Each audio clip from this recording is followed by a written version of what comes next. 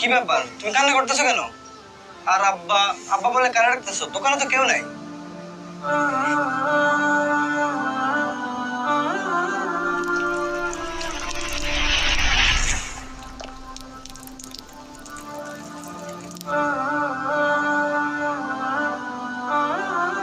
ভাইয়ের আমার, এই সময় চুপ থাকলে চলবে না।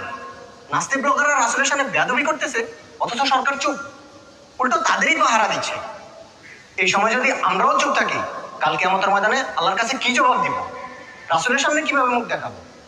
এই প্রেক্ষিতে আল্লামা মোহাম্মদ শফি সাহেব এবং জুনায়েদ বাবুনগরী হুজুর ডাক দিয়েছেন 5ই মে শাপলা চত্বরে মহাসমাবেশ। আমরা সকলেই সমাবেশে শামিল হবো ইনশাআল্লাহ। ভাইয়েরা আমার, এটা কোনো রাজনীতি না, এটা রাসূলের ইজ্জত রক্ষার লড়াই, এটা আমাদের ঈমান বাঁচানোর লড়াই। চাক্ষিল ওলামায়ে কেরাম